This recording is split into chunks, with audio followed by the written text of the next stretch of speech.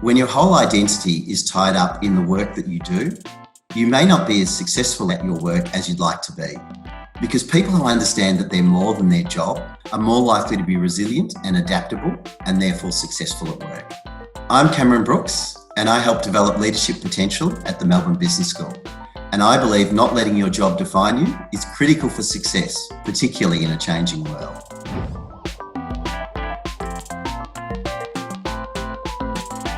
Cameron, what do you mean that we shouldn't let our job define us too much? Why is that such a bad thing?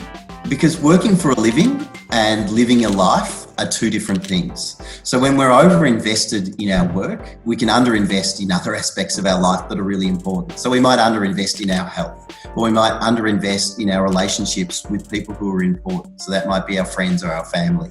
And those things are really important resources to ensure that we're productive and that we're resilient in the workplace. What's the thinking behind having a broader sense of yourself? Why does it work?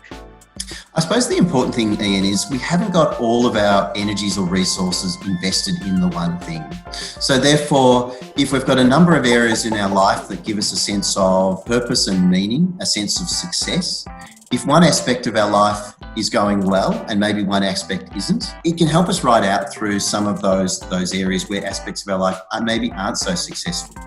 So if we're all invested in work, and that's the only thing that gives us a sense of success and purpose, it means the stakes are pretty high. And that's a pretty risky approach to take, particularly in the current environment. What does the research say about seeing yourself as more than your job versus only your job? There's a strong body of evidence that says people who invest in their health and well-being, they invest in strong social connections, are more likely to experience higher levels of well-being and mental health than people who underinvest in those areas. So there's a well-being and a resilience aspect to it. There's also a productivity aspect to it as well. So there's evidence and research that says people who spend excessive time at work are not necessarily any more productive.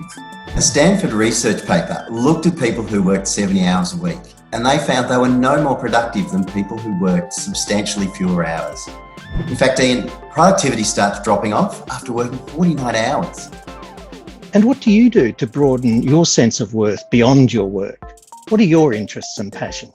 I love cycling. I'd cycle 3 to 4 times a week. I like painting. I enjoy time with my family. But I also volunteer for a local community project. And from a leadership perspective, how important to how well you lead is seeing yourself as more than your job?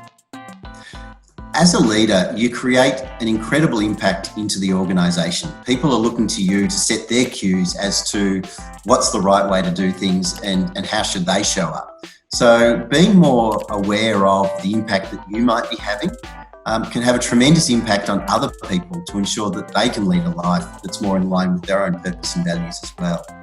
If you're sending them emails in the evening, if you're expecting them to respond to their phone on the weekend, then that's going to also then create challenges for other people to find time for rest and relaxation, for time for friends and family as well.